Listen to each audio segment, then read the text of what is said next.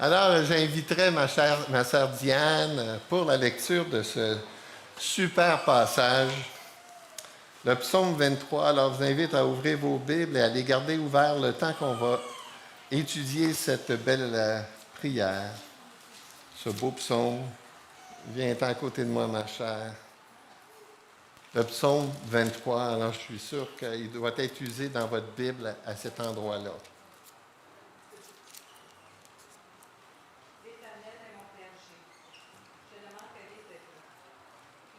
Posé dans de verts pâturages.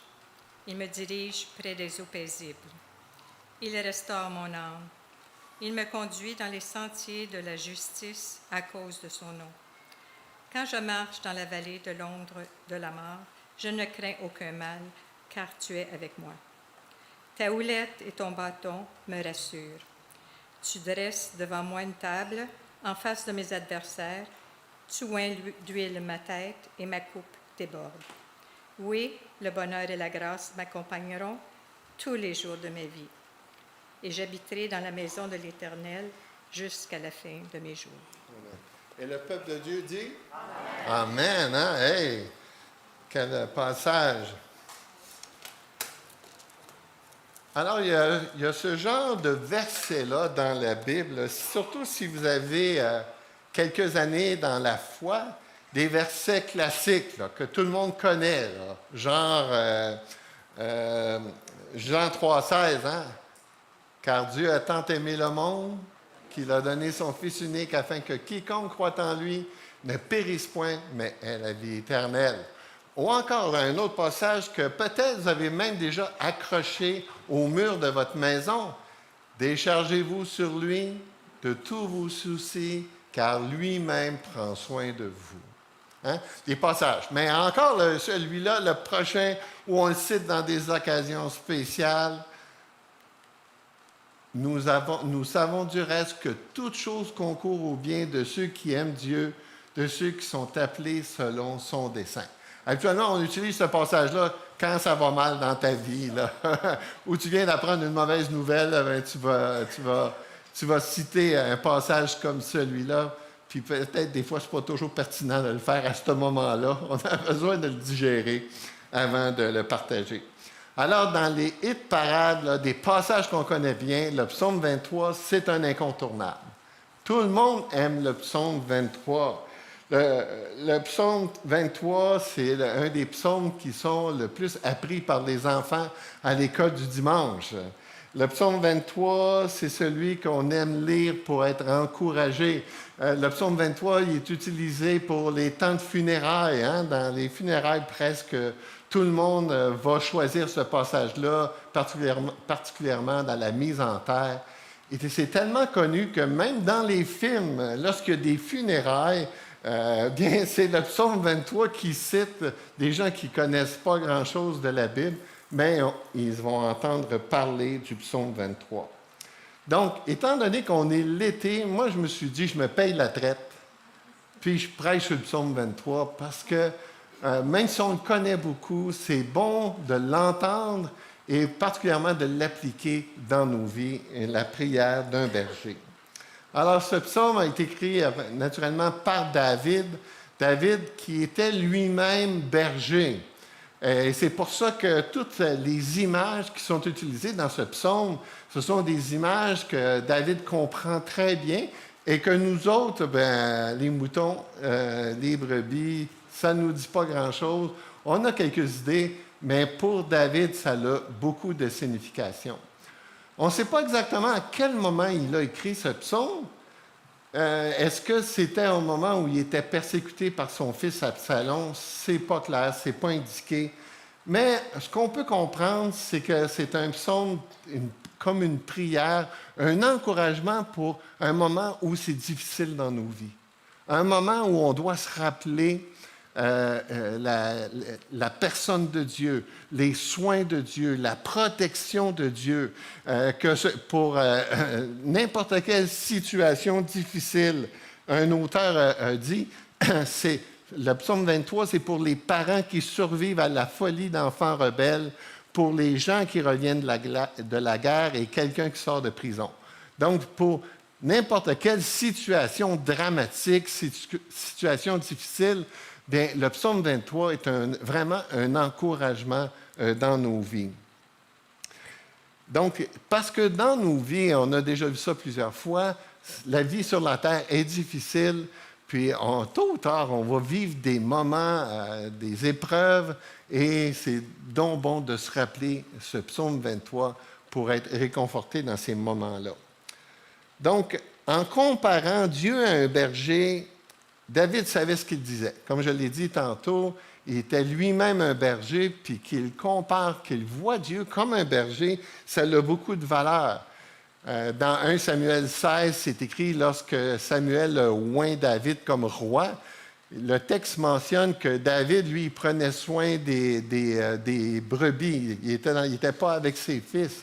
Et c'est, encore une fois, si vous avez une chance d'écouter La Maison de David sur Netflix, parle justement d'une partie de l'histoire de David comme Chosen. C'est pas la Bible, hein, comprenez, là? Il y a bien des choses dans ça qui sont romancées, mais c'est édifiant.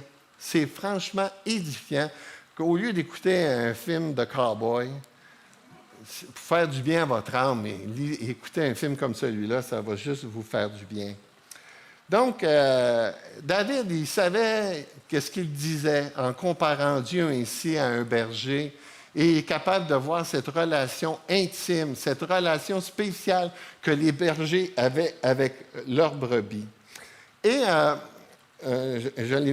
justement, dans le psaume 78, il le dit lui-même, il choisit David, son serviteur, et le prit des bergeries et le tira de derrière les brebis pour être le berger de Jacob, son peuple, d'Israël, son héritage.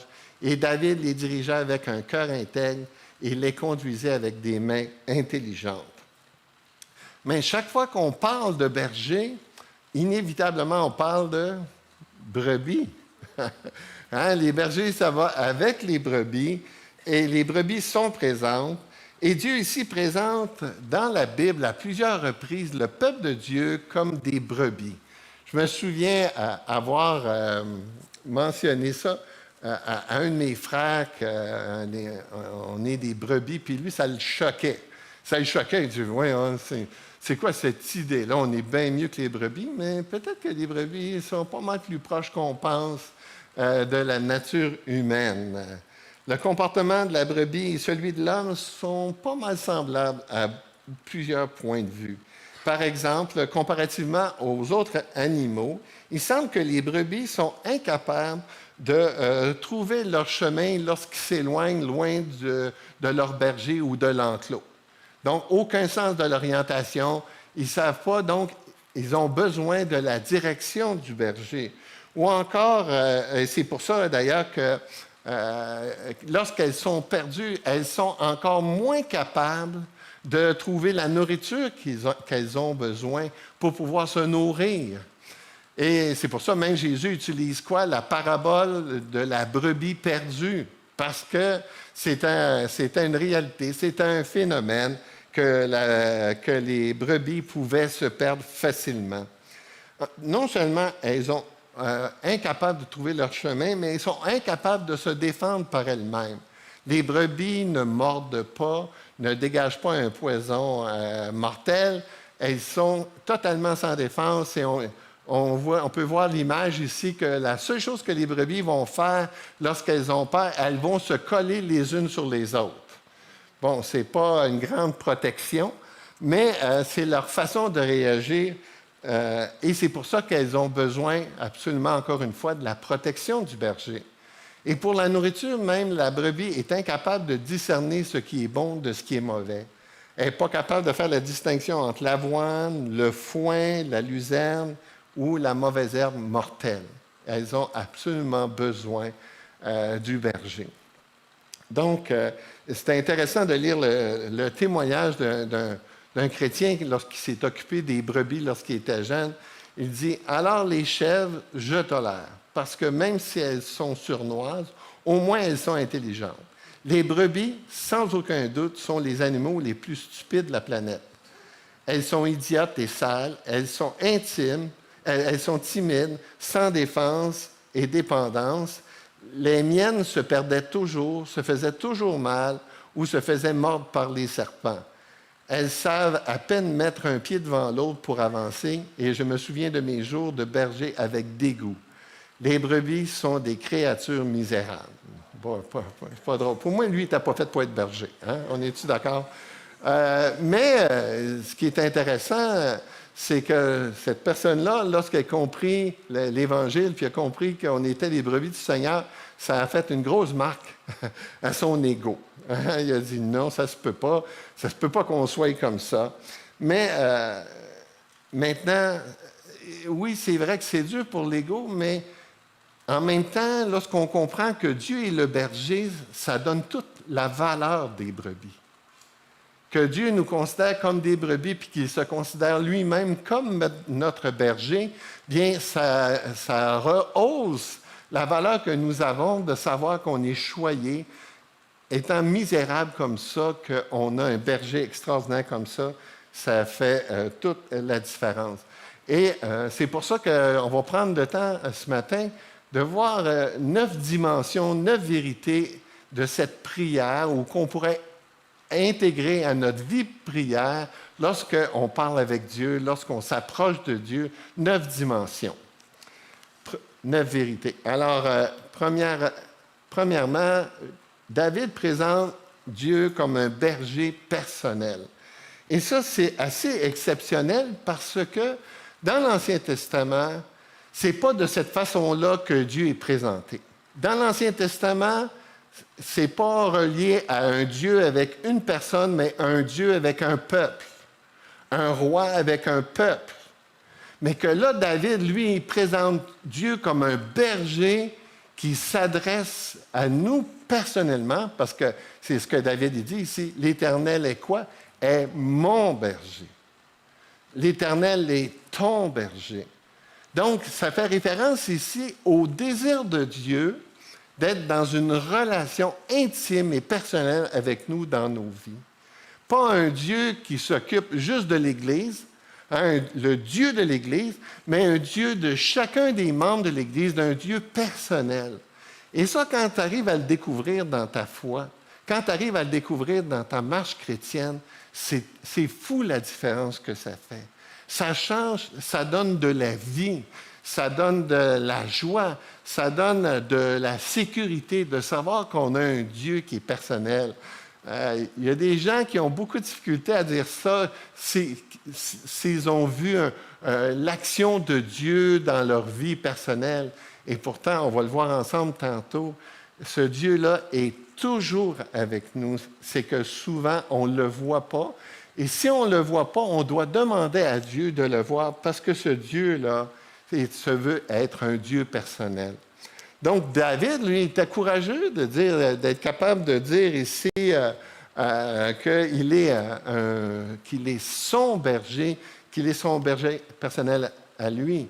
Dans l'Ancien Testament, dans Exode 34, c'est écrit « Et l'Éternel passa devant lui, il s'écria « L'Éternel, Dieu miséricordieux et compatissant, lent à la colère et riche en bonté et en fidélité, qui conserve son amour jusqu'à 1000 générations, qui pardonne l'iniquité, la rébellion et le péché, mais qui ne tient point le coupable pour innocent, qui punit l'iniquité des pères sur les enfants et sur les enfants des enfants jusqu'à la 3e et la 4e génération. » Donc, ici, encore une fois, ça fait référence quand même à l'intimité de Dieu, mais jamais comme le psaume 23 ici nous est présenté. David souligne ici son intimité avec Dieu. Il fait référence lui-même à ce qu'il était avec ses brebis. Bien, il voit Dieu de la même façon. Naturellement, dans le Nouveau Testament, c'est beaucoup plus clair, toute cette question-là du berger personnel dans nos vies. Par exemple, dans Jean chapitre 10, où Jésus se présente comme le bon berger. Quand on comprend que Jésus, lui, est venu nous révéler le Père, vous voulez découvrir qui est Dieu, comment est Dieu, regardez qui est Jésus et comment est Jésus. Comment Jésus s'adresse aux gens, comment Jésus prend soin des gens, comment Jésus instruit les gens. On a une révélation humaine et parfaite de qui est Dieu. Et dans Jean chapitre 10, il nous présente ce côté berger de Dieu d'une manière tellement extraordinaire. Il va dire au verset 11, « Moi, je suis le bon berger. Et le bon berger donne sa vie pour ses brebis. » Donc, encore une fois, mettez-le à la première personne. Jésus, il dit, le bon berger donne sa vie à toi personnellement. Au verset 14, il dit, je connais mes brebis et mes brebis me connaissent. Et au verset 16, j'ai encore d'autres brebis qui ne sont pas de cette bergerie. Celles-là, il faut aussi que je les amène. Elles entendront ma voix. Il y aura un seul troupeau, un seul berger. Et ça, ici, il fait référence à nous. Nous sommes, dans Jean 10, il s'adressait premièrement à Israël, mais là, ici, ça nous inclut, nous, qu'on peut avoir aussi cette relation privilégiée, cette relation personnelle avec Jésus. Donc, cette relation-là est appuyée sur la grâce, comme on va le voir tantôt, mais ça donne tout le sens et la valeur de ce que c'est le salut. Le salut, ce n'est pas juste quelque chose de futur que Dieu va nous donner, qu'il va nous donner la vie éternelle. La vie éternelle, ça commence maintenant. Dans Jean 13, 17, 3, c'est écrit « Or, la vie éternelle, c'est qu'ils te connaissent, toi, le seul vrai Dieu, et celui que tu as envoyé, Jésus-Christ. » Donc, le salut à la base, là, c'est connaître Dieu. Mais le mot « connaître » ici est beaucoup plus que l'idée de savoir quelque chose sur quelqu'un. C'est l'idée ici d'intimité. Dans la Bible, vous avez ceux qui ont des relations sexuelles et vous avez ceux qui... Le terme utilisé, c'est « Adam connut Ève ». Donc, le mot « connaître » ici fait référence à beaucoup plus que l'acte sexuel. Ça fait référence à une connexion intime qui doit exister entre l'homme et la femme. Ça, c'est le plan de Dieu pour les enfants de Dieu dans le mariage. Mais le même mot « connaître » ici a la même signification ou la même profondeur de cette idée-là d'avoir une relation intime et personnelle avec Dieu. Et autrement, la vie chrétienne, on va en goûter des brides, mais jamais comme cette relation intime et personnelle avec Dieu. Quand on a le goût de prier, de rencontrer ce Dieu-là personnel, ça donne beaucoup de valeur à ce temps-là qu'on a avec eux, que juste de raconter des requêtes l'une derrière l'autre sans vraiment goûter l'intimité avec Dieu. Donc, ce que Dieu désire ici, c'est vraiment une relation intime et personnelle. L'Éternel est mon berger. Lorsque je rentre dans la présence de Dieu, tu es mon berger. Et je sais que tu veux cette intimité-là avec moi. Mais Dieu, il ne veut pas juste avoir une intimité avec lui quand on le rencontre, quand on prend un temps avec lui, mais d'être conscient que cette intimité-là, tu l'as tout le temps. Il est tout le temps avec toi. Il t'accompagne tout le temps. Il est tout le temps, tu es au travail, il est avec toi, tu es avec ton épouse, il est avec toi, tu es en voyage, il est avec toi, il est toujours avec toi. Et c'est pour ça qu'on peut toujours lui parler, on peut toujours vivre consciemment qu'il est avec nous. Ça arrive souvent quand je conduis l'auto, puis je vois un handicapé, je prie pour lui. Je prie qu'il y ait une grâce spéciale de vivre son handicap. Un trisomique, une famille avec un trisomique, j'ai ce même réflexe-là que je peux prier Dieu, même quand je fais une autre activité, parce qu'il me dit qu'il était avec moi. Est-ce que c'est ça que vous expérimentez avec Dieu? Est-ce que c'est ça que vous goûtez dans votre relation avec lui? Bien, j'aimerais ça demander à quelqu'un ici de prier pour que chacun de nous, on puisse expérimenter ça. Est-ce que quelqu'un voudrait prier pour qu'on expérimente ça dans nos vies? Quelqu'un voudrait se lever et prier? Serge, vas-y.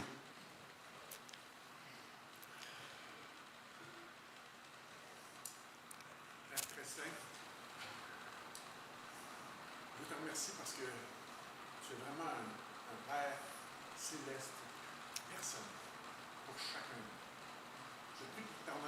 ici à l'Oasis, je prie que tu puisses te révéler à chacun de nous, révéler que tu es là, que tu nous amènes dans l'esprit de contentement.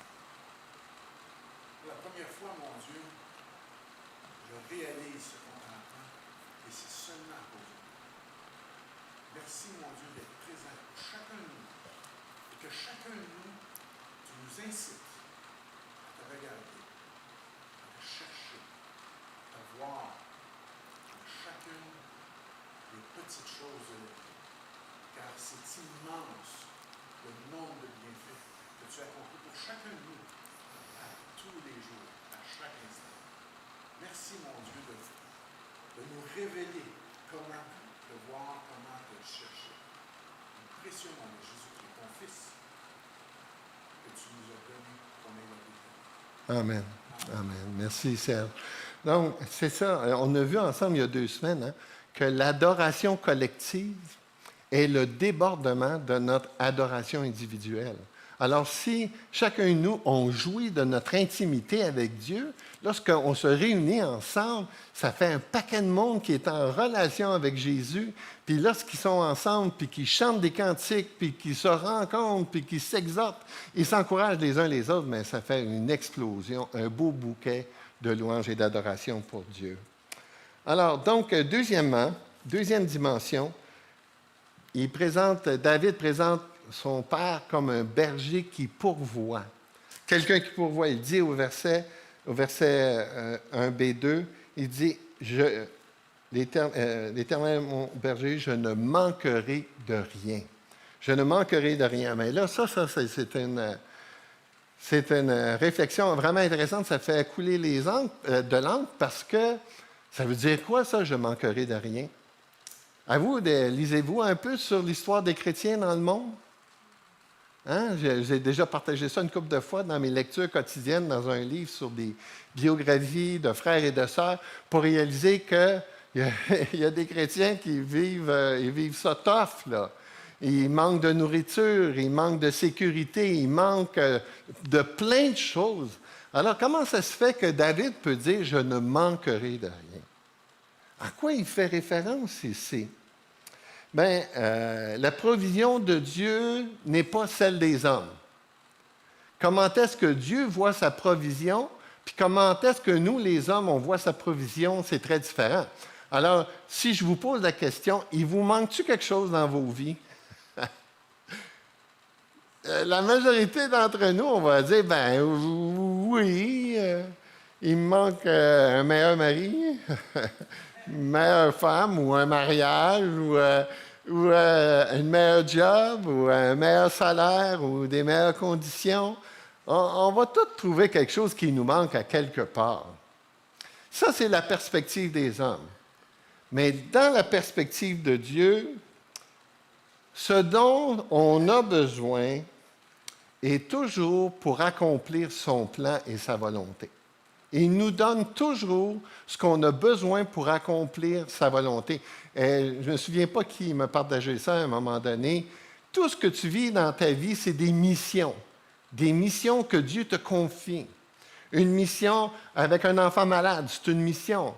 Avec un conjoint difficile, c'est une mission. Avec un job difficile, une mission. La maladie, c'est une mission. C'est une mission que Dieu nous confie pour pouvoir la vivre en harmonie avec sa volonté. Qu'on puisse, au travers de ce qu'on vit, démontrer la grandeur de Dieu, la bonté de Dieu, la fidélité de Dieu. C'est comme ça que Dieu voit la question de pourvoir à nos besoins. L'un de mes versets préférés est celui dans Matthieu chapitre 6. « Ne vous inquiétez donc point et ne dites pas « Que mangerons-nous? Que boirons-nous? De quoi serons-nous vêtus? » Car toutes ces choses, ce sont les païens qui les recherchent. Votre Père céleste sait que vous en avez besoin. Je l'ai mis en rouge. Pourquoi? Parce qu'il faut que tu t'en souviennes. Il faut que tu t'en souviennes que qu'est-ce que tu vis, Dieu le sait.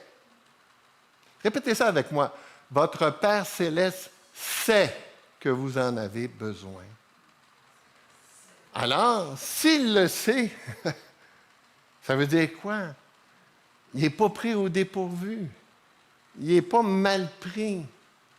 C'est que la vraie question, c'est qu'est-ce que tu as vraiment besoin? C'est quoi que tu as vraiment besoin dans cette situation-là? Est-ce que c'est... je pense à un exemple, vous savez, comme directeur général, quand j'ai terminé, je ne suis plus directeur général, mais j'ai gardé une responsabilité que j'avais comme directeur général, c'est que notre association est poursuivie par des victimes d'un pasteur qui a abusé physiquement des enfants. Et les victimes, bien, ils veulent de l'argent, puis les seuls qui ont un peu d'argent, c'est l'association. Le pasteur n'a plus une scène, l'Église n'existe plus. Alors, ils se tournent vers nous pour avoir de l'argent. On est poursuivis dans 2 situations, puis la première situation, ça fait 8 ans que je suis dedans.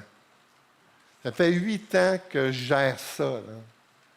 On a dépensé plus de 500 000 $. Et ils nous réclament 12 millions. Et là, j'aurais tendance à dire, je n'ai pas vraiment besoin de ça. L'Église du Québec n'a pas vraiment besoin de ça. Misère, on a déjà de la difficulté à être bien perçu par les gens. Alors, d'être dans les journaux à cause des histoires comme ça, tu ne voudrais pas ça. Et moi, d'ailleurs, la raison pourquoi je suis préoccupé par ces 2 situations-là, c'est la réputation de l'Église. Pour moi, la réputation de l'Église, c'est plus important que l'argent. Alors, je défends la réputation de l'Église. Les accusations qu'ils ont pour nous sont fausses, mais ils veulent de l'argent.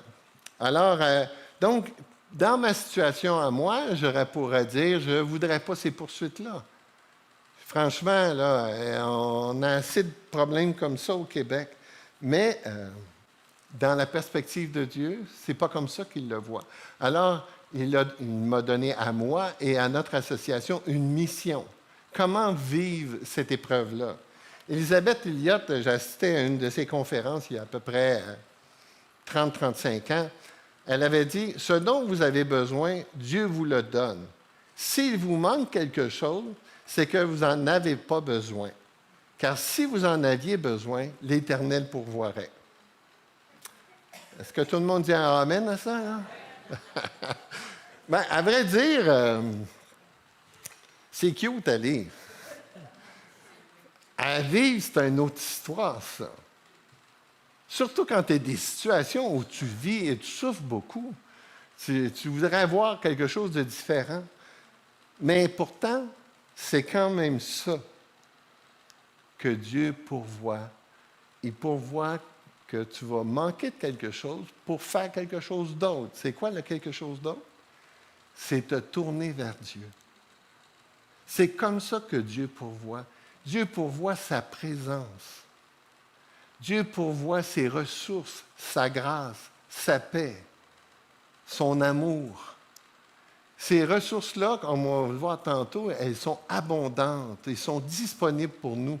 Et ce que Dieu veut dans nos vies, c'est de pourvoir dans une situation souffrante que peut-être il ne va pas changer ou il ne va pas te sortir. Et je pense à ces chrétiens-là dans le monde qui sont persécutés, qui sont en prison. Et ils goûtent la provision de Dieu, de la présence de Dieu. Et c'est intéressant de voir que dans l'histoire de l'Église, les grands auteurs qui ont été très prolifiques, qui ont écrit beaucoup de choses, qui ont écrit beaucoup de cantiques, qui ont écrit beaucoup de livres, vous savez dans quel moment dans leur vie ils ont fait ça? Lorsqu'ils étaient en prison. Intéressant. Nous, on chante ces cantiques-là, on trouve ça bien cute, mais eux autres, là, quand il l'a écrit, ils étaient en prison, là.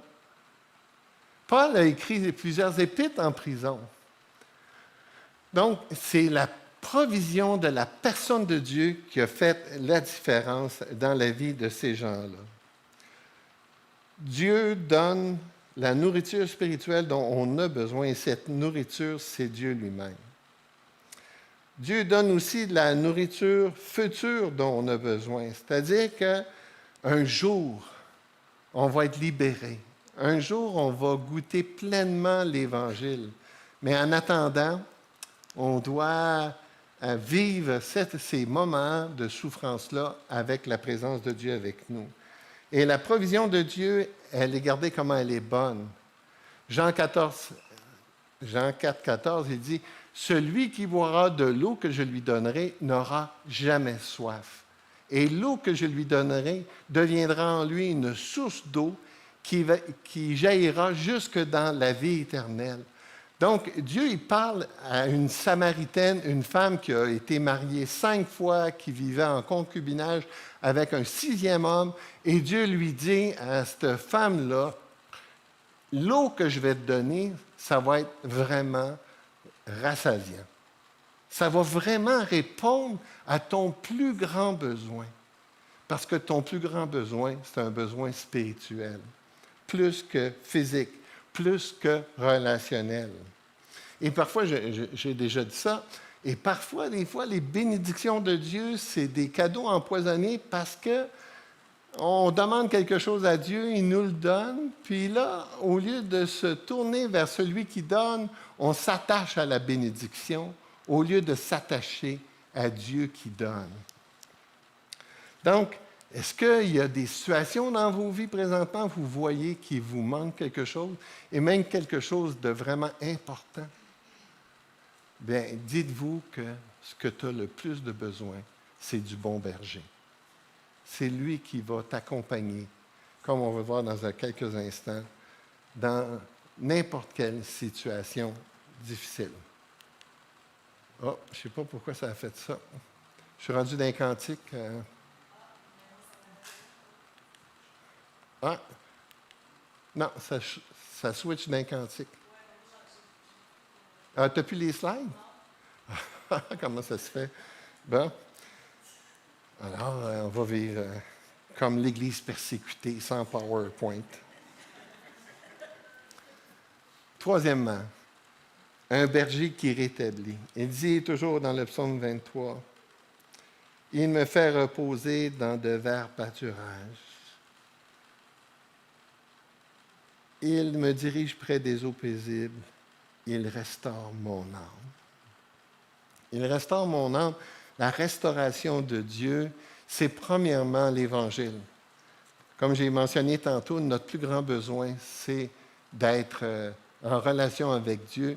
Et la restauration de Dieu, c'est de nous restaurer, premièrement, dans notre relation originale au moment de la création. On a été créés pour être en relation avec Dieu, et la restauration de Dieu, c'est premièrement cela. Mais ce n'est pas juste cela.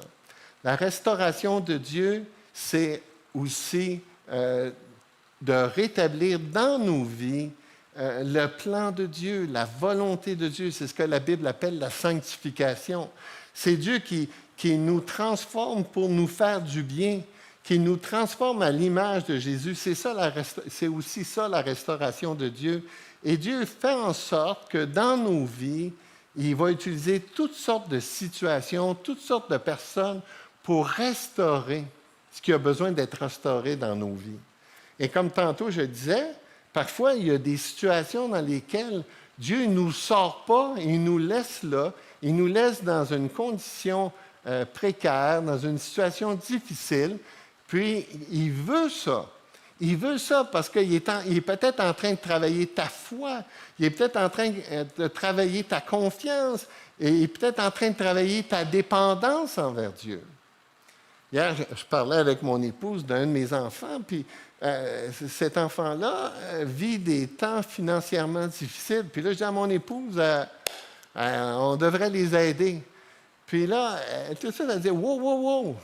Elle dit, tu sais pas, qu'est-ce que Dieu est en train de faire là, dans sa vie, là? Nous, on l'a appris. Nous, on a connu c'était quoi la pauvreté. On a appris ce que c'était de dépendre de Dieu. De savoir que tu as un paiement qui va passer lundi, puis tu n'as pas l'argent vendredi, puis que Dieu pourvoit un dimanche matin parce qu'il y a un frère et une sœur qui te fait un petit don, puis ça te permet d'aller porter l'argent pour payer ce que tu as à payer. Hein? L'Éternel pourvoira. Mais ça, on doit l'apprendre. Et on l'apprend parce que Dieu, ce qu'il veut faire, il veut restaurer ce que nous sommes. Quand on vient à l'Évangile, on est tous poqué, tout magané. Puis il faut que Dieu, dans Romains 12, versets 1 et 2, il parle du renouvellement de l'intelligence pour changer notre manière de penser. Avant, on pensait comme ça, maintenant, on doit penser comme ça. C'est encore une fois la restauration de Dieu. Et le travail de restauration de Dieu, Dieu le fait de toutes sortes de façons. Il le fait en lisant les Écritures, il le fait par l'exhortation d'un frère et d'une sœur, il le fait par les épreuves dans lesquelles on apprend ces choses. Mais c'est un berger qui veut relever, qui veut rétablir. Et c'est bon, je pense aussi à ce psaume qui dit « 7 fois le juste tombe et 7 fois il se relève », parce que Dieu, il le relève parce qu'il veut continuer son œuvre dans nos vies. Quatrièmement, le texte dit « Il me conduit dans les sentiers de la justice à cause de son nom ». C'est un berger qui conduit. Un berger qui donne une direction. Tantôt, j'ai parlé que les brebis ils étaient incapables de trouver leur chemin, incapables de trouver leur direction. Bien, Dieu, qui est le bon berger, ce qu'il veut faire dans nos vies, c'est qu'il veut nous conduire. Il veut nous guider. Et il veut nous guider, encore une fois, sur ce qui est bon pour nous, ce qu'on doit apprendre, ce qu'on doit découvrir. Dans le texte ici, il s'est écrit qu'il nous conduit vers les verts pâturages. Et ça, c'est qu'il nous conduit dans un endroit qui est bon pour nous. La direction de Dieu, Dieu qui guide. Et le texte, il nous dit ici qu'il nous guide à cause de quoi? À cause de son nom. Donc, c'est à cause de lui qui fait ce travail-là dans nos vies. Dieu, il sait que quand les croyants grandissent, quand les croyants sont restaurés, quand les chrétiens marchent de plus en plus dans la vérité et dans la justice, bien, ça se réjaillit sur la personne de Dieu. Comme on a dans Matthieu chapitre 5, verset 18, « Afin qu'il voie vos bonnes œuvres et que votre Père soit glorifié. » Donc, le but de Dieu, c'est quoi? C'est que finalement, ça rejaillit sur sa personne. Quand l'Église marche dans la vérité, ça rejaillit sur sa personne.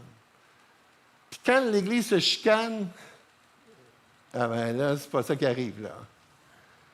Donc, c'est pour ça que Dieu est préoccupé par nos relations. Il est préoccupé par l'amour qu'on a les uns pour les autres.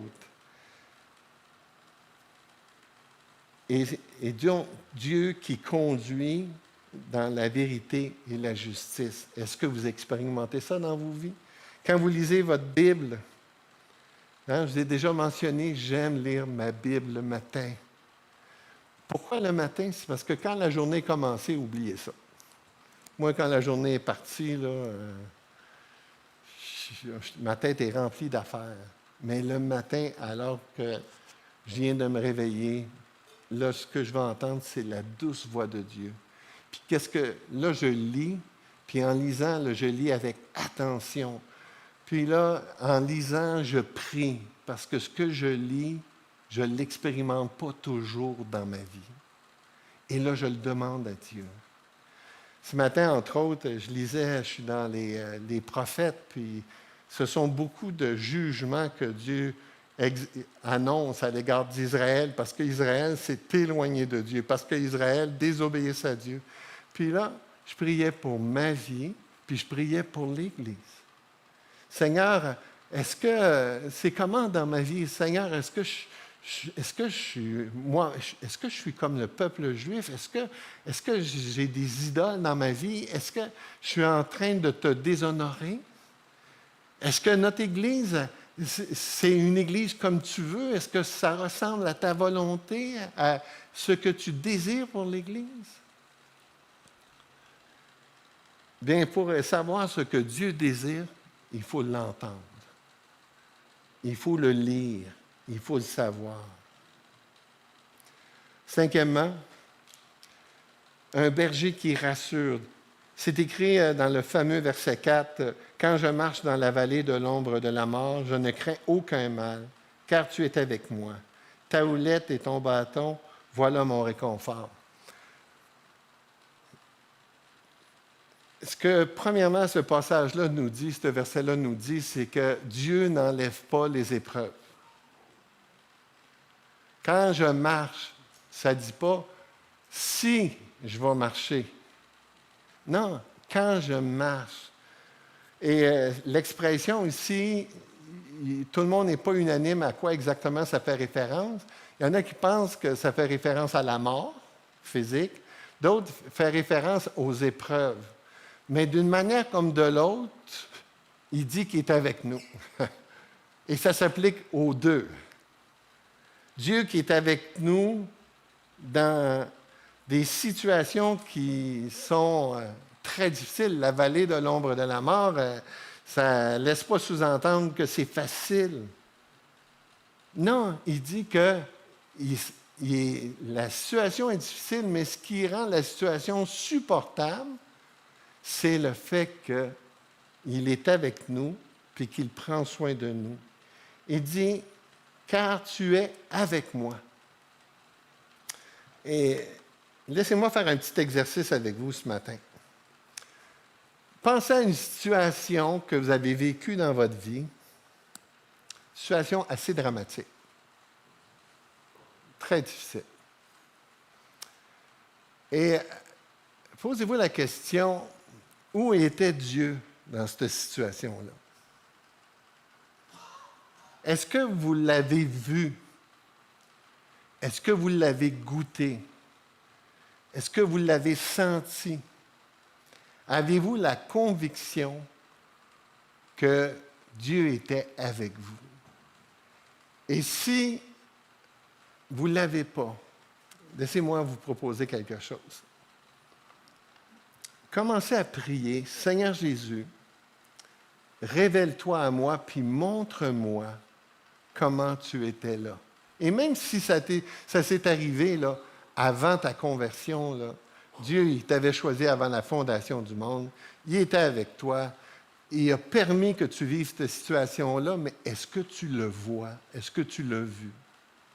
Et c'est une prière que je fais à l'occasion avec des gens qui sont traumatisés d'une situation. J'avais vécu une situation très jeune, au tout début de mon ministère. J'ai prié pour une personne qui avait des pensées ténébreuses. Une croyante qui avait des pensées, elle entendait dans sa tête des blasphèmes. C'était difficile. Et là, moi, tout bonnement, avec elle, mais je dis, viens, je vais prier pour toi, là, tout ça. Et au moment où je prie pour elle, il se passe quelque chose que je n'attendais pas. La personne s'est mise à crier. Puis elle dit, il y a comme quelque chose qui est sorti de moi.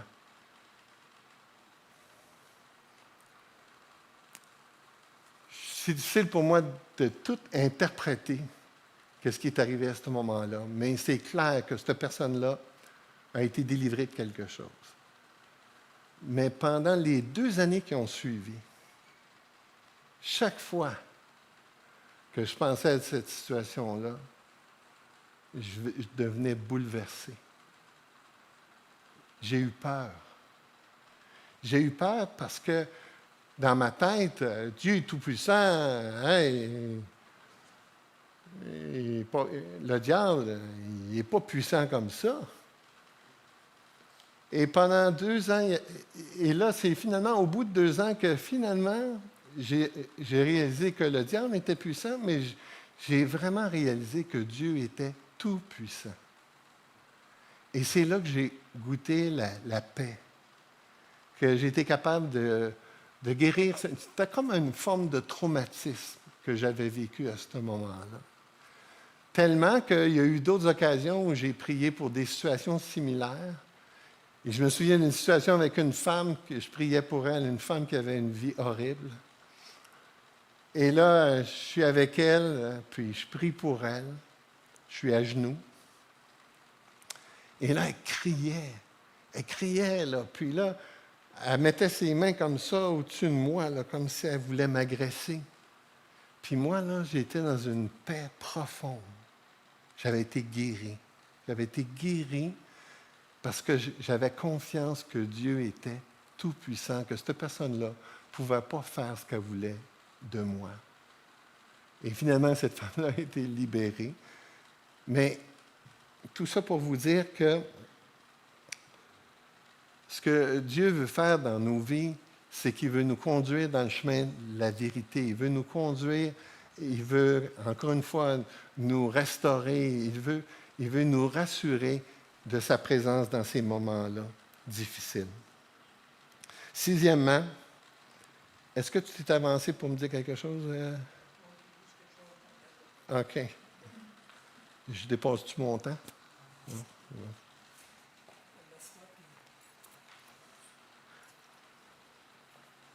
Ah, c'est bon, merci de me l'avoir dit. C'est bon. Un berger qui accueille. Il dit, tu dresses devant moi une table en face de mes adversaires. Là, il change un peu l'image. Il passe de l'image d'un berger à l'image d'un hôte. Un hôte qui accueille. C'est Dieu qui vient et qui nous accueille, le maître de la maison, qui me reçoit. Et qu'est-ce qu'il fait, le maître de la maison? Il dresse une table. Et dans le monde, on a vu ça un peu avec Yann, toute la question des repas, comment est-ce que ça a beaucoup de signification dans la Bible? Eh bien là, il nous dit encore une fois que toute la question de l'intimité du repas, ça fait référence, encore une fois, à la relation que nous avons avec Dieu.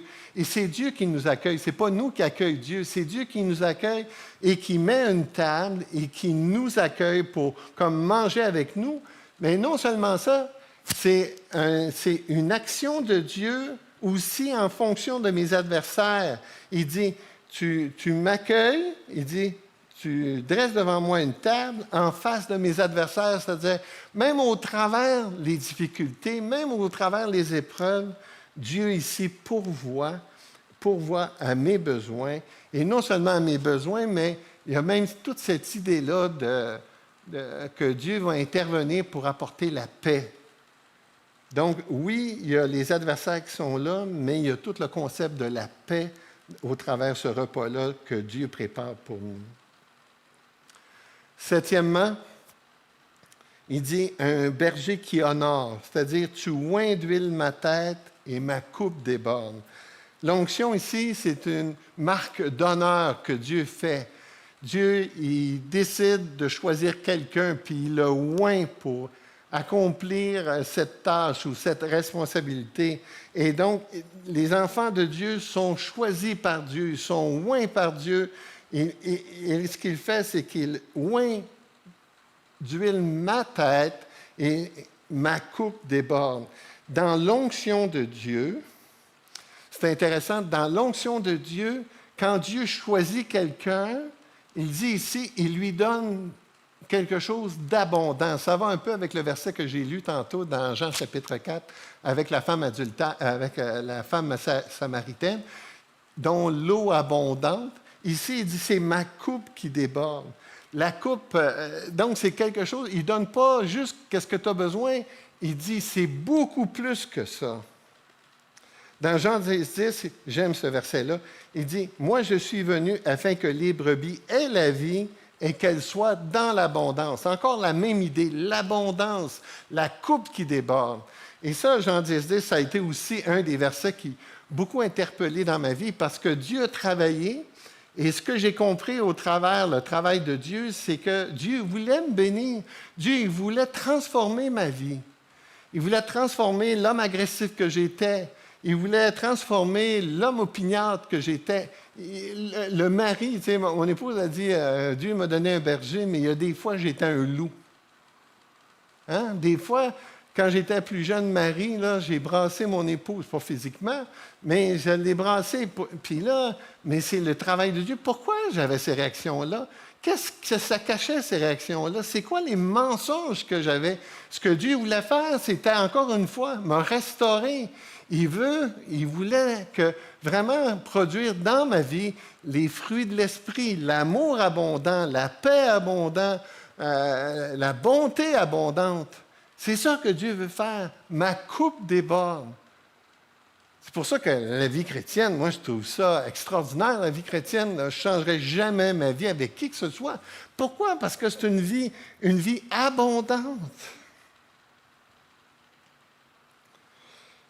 Paul dit dans Éphésiens 1:3, « Béni soit Dieu, le Père de notre Seigneur Jésus-Christ, qui nous a bénis de toutes sortes de bénédictions spirituelles dans les lieux célestes en Christ. » Toutes sortes de bénédictions spirituelles. Et là, ce que ça parle de la richesse des croyants. Comment est-ce qu'on est riche dans le ciel?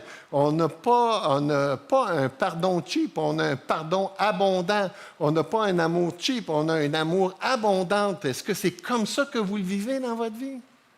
Est-ce que c'est l'abondance spirituelle? Pourtant, c'est ça le plan de Dieu. Mais ça vient de Dieu. C'est Dieu qui le donne, c'est Dieu qui pourvoit. Puis pour l'avoir, il faut se tenir proche de Dieu. Puis ce que Dieu il fait, il le produit. Quand on pense à l'amour, dans 1 Jean, il dit qu'on est capable d'aimer parce qu'on a connu l'amour de Dieu. Alors c'est la source abondante qui se déverse dans nos vies. Et on en a besoin. Mais dans notre société, on essaie de vous donner toutes sortes de choses pour trouver le bonheur. Hein? C'est quoi les publicités? C'est que si tu n'as pas ça, tu n'es pas heureux. Hein? Il te manque ça, il te manque ça, il te manque ça. Moi, il faut que j'aille chez Costco avec une liste. Parce que quand je vais chez Costco, je trouve toutes sortes de raisons pour acheter des patentes. J'ai le même problème quand je vais sur Amazon. Alors, mon bonheur ne vient pas des cossins que j'achète, mais il vient de Dieu. Trouver ma satisfaction en Dieu. Dans Colossiens 2:10, c'est écrit « Vous avez tout pleinement en lui. » Il ne te manque rien. C'est pour ça que quand on parle de besoin ici, on a besoin de réfléchir sur est-ce que c'est vraiment un besoin. Et là, on arrive vers la fin du passage dans lequel il donne le motif pour lequel Dieu est un Dieu si généreux, si bon. Il dit au verset 6, « Oui, le bonheur et la grâce m'accompagneront tous les jours de ma vie. » Pourquoi Jésus est mon berger? Pourquoi je manquerai de rien? Pourquoi il est toujours avec moi? Pourquoi il veut me restaurer? C'est à cause de sa grâce. C'est à cause de cet amour-là non mérité qu'il agit ainsi envers nous. J'ai déjà partagé, longtemps j'ai pensé, j'aurais aimé ça avoir le mot Jean dans mon nom, puis finalement, il est dans mon nom. Jean-Louis. Jean, l'Éternel a fait grâce. Alors, quand vous comprenez que la vie est une grâce, quand vous comprenez que le salut est une grâce, quand vous comprenez que tout ce que le Seigneur, le bon berger, pourvoit est une grâce et non pas un dû, ça change votre vie. Et je vais revenir enseigner à la mi-août. Et on va regarder ensemble tout ce concept-là de rendre grâce pour toutes choses. On a besoin d'apprendre dans nos vies à être reconnaissant pour tout ce que Dieu pourvoit. Et mon épouse, dans ces moments de douleur qu'elle a connus, vous savez, elle a été opérée à un genou, puis elle a vraiment souffert beaucoup. Et je me souviens entre autres une nuit, parce que nos nuits sont encore toutes coupées pour mettre de la glace. Là. Et à un moment donné, elle se plaignait, c'était normal, elle souffrait beaucoup. Puis là, quand elle s'est levée, elle me dit, Louis, elle dit, je regrette. Elle dit, Dieu, il pourvoit tellement de choses. Même si je souffre encore beaucoup, j'ai toutes les raisons du monde de pouvoir remercier Dieu. La grâce. Et le passage termine avec l'assurance de la brebis. C'est écrit « Et j'habiterai dans la maison de l'Éternel jusqu'à la fin de mes jours. Ce que David il parle ici, il parle de l'assurance du croyant, la sécurité du salut, qu'on va être avec Dieu, le bon berger, pour l'éternité. Que ça ne va jamais se terminer. Jean 10, 28, « Je leur donne la vie éternelle, elles ne périront jamais, et personne ne les ravira de ma main. » Et dans Jean 10, c'est le passage qui parle du bon berger. Et dans Romains 8, 1, « Il n'y a donc maintenant aucune condamnation pour ceux qui sont en Jésus-Christ. » Et c'est pour ça que, comme David, on peut dire, « J'habiterai dans la maison de l'Éternel jusqu'à la fin de mes jours. »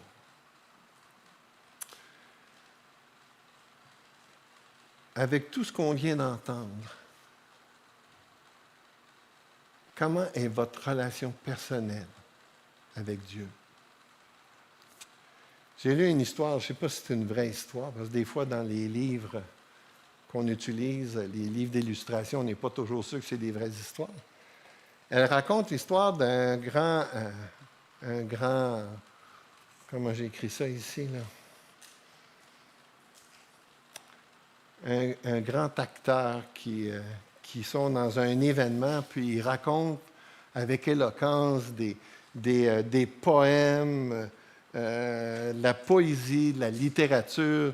Il est extrêmement doué. Et là, les gens l'applaudissent. Ils sont vraiment stupéfaits de quel talent il avait. Alors, il y a un vieil homme dans la salle qui a demandé à l'acteur, il dit, « Pourriez-vous nous réciter le psaume 23? » Alors, l'acteur a répondu, il dit, « Je vais le faire avec joie, mais après, c'est vous qui allez le réciter. » D'accord. OK. Alors, on va faire comme vous dites. OK. Alors, l'acteur, il commence, puis là, avec tout son tonus, toutes ses habiletés, il raconte, « L'Éternel est mon berger, je ne manquerai de rien. » C'est phénoménal. Lorsqu'il termine le psaume 23, tout le monde applaudit. C'est extraordinaire, c'est magistral. Alors, là, l'acteur demande au vieil homme, il dit, « C'est à votre tour de venir le raconter. » Alors, le vieil homme se présente, tout timide, et là, il commence à citer le psaume 23. Et là, tout à coup, dans la salle, il y a un silence total. Il lit le psaume 23, et lorsqu'il a terminé le psaume 23, aucune réaction. Non, aucun applaudissement, mais des larmes coulaient. Les gens étaient émus. Et même, les gens se posaient la question, c'est quoi qui se passe là? Qu'est-ce qui vient d'arriver? Et là, l'acteur a pris la parole et dit, je vais vous l'expliquer ce qui vient d'arriver. Il dit, moi, je connais le psaume 23, mais lui, il connaît le berger du psaume 23. Prions. Seigneur Jésus, quel privilège de te connaître, de t'appartenir, d'être privilégié avec toi pour l'éternité. Et ce n'est pas seulement futur, on peut le goûter maintenant, Seigneur. Et je veux prier premièrement pour ma propre vie. Jésus, je veux grandir dans mon intimité avec toi. Je veux être plus attaché à toi que n'importe quoi d'autre. Je veux trouver ma pleine satisfaction en toi, Jésus. Et je te prie pour mes frères et mes sœurs, Seigneur, qu'ils puissent l'expérimenter dans leur vie, parce que la vie chrétienne, lorsqu'elle est connectée à toi dans cette intimité, elle est tellement extraordinaire. Autrement, c'est plate, religieux. Je te demande, mon Dieu, de donner à cette Église des brebis connectées au bon berger, et qui se laissent guider par le bon berger, qui se laissent transformer par le bon berger, qui puissent expérimenter la restauration, la guérison, la victoire. Jésus, fais ce miracle au milieu de nous. dans ton précieux nom. Amen.